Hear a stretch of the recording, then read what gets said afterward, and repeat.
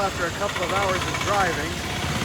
And yeah, it's about 60 kilometers, but it takes that kind of time. We're here to get on the boat.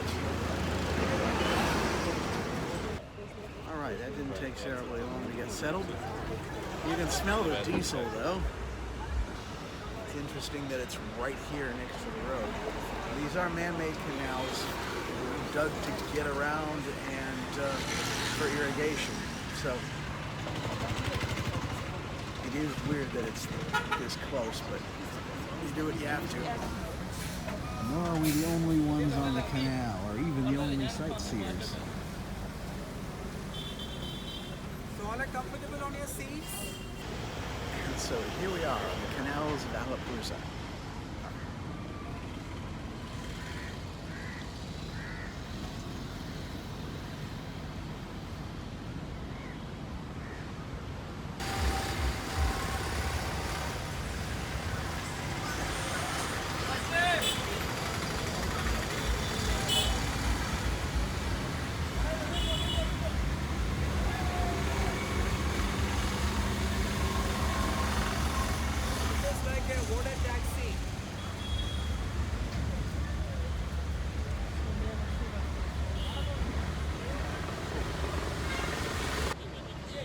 Our guide tells us that some of the folks that are going by here look at us rather curiously because, well,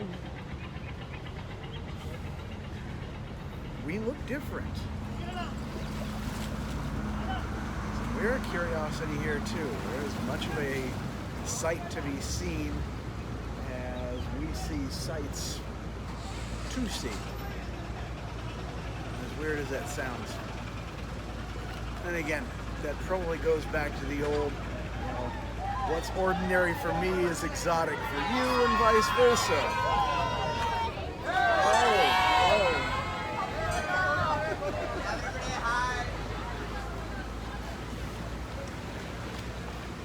It's weird to be the tourist attraction, though. The canal is supposed to empty out into the lake here. This is the one we crossed some time back, and is the largest one in Kerala state. I guess the second largest in all of India. And since it's fed by the Arabian Sea, it's a saltwater lake. So don't drink the water.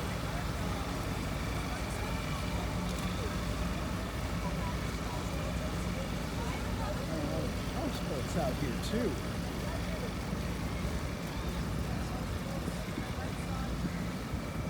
There seem to be a lot of houseboats behind me as well. I don't know if that's people's living quarters or if those are rented out as vacation homes or what the story is with that. I can imagine either one is plausible. Right, I think I've got a little bit more updated here from the guide. Turns out most of these houseboats are basically rentals for tourists, and that includes, you know, those here in India as opposed to Westerners. Also, what we're on is actually freshwater, and there are locks to keep out the salt water. Can you see the man sitting standing there?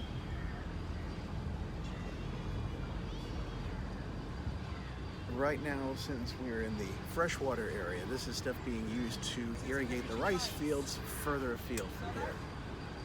At various points along the way, they have not only the houseboats, but there are ferry ports that take one across one side of the canal to the other, because we don't have bridges around here. And there are also restaurants along the banks for anybody who wants to stop and get lunch after a day of boating. Honestly, hon, this feels like the sort of place you'd feel at home in. Those houseboats in particular seem like your sort of thing. So, maybe just a little bit here.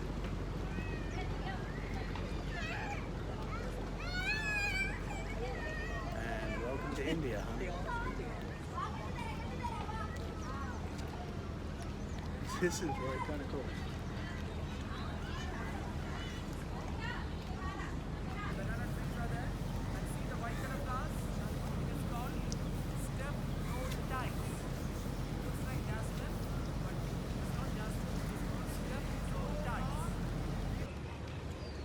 I'd read that Alappuzha was considered the Venice of India, but I may be slightly overstating it, but it is interesting how much is built up around these canals. Ah yes, that's right, I'd forgotten. They do have a race here sometime in August for the Nehru Trophy. Not sure what the course is, but obviously it'd be on here somewhere. At the rate we're going, we wouldn't win. You might be able to see some of these houses, or at least along the stone wall here, you'll see a couple of stairs cut in on various places where one person can come from their house and just get into the river and swim if they want to, or moor their boat there, or what have you.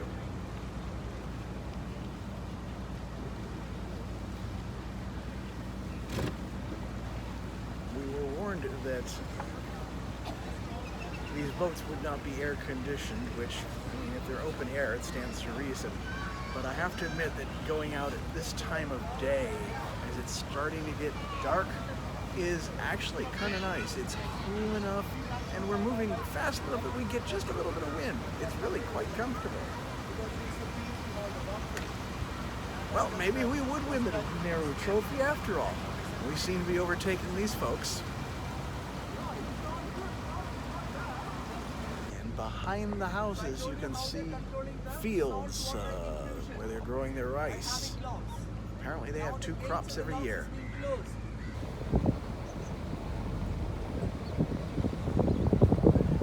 According to our guide, the first rice harvest is just about happening now.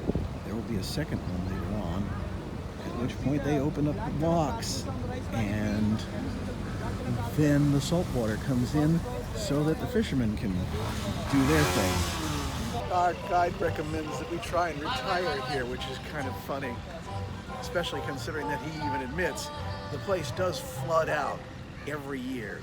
People have to be rescued from this place and evacuated. There are some houses on stilts, and I suppose if you put a house on pillars, you'd be fine, but that seems like an awful lot of work. On the other hand, since the canals are essentially rivers, moving water, you don't have a lot of an issue with mosquitoes, so there is that to be said for it, that's for sure.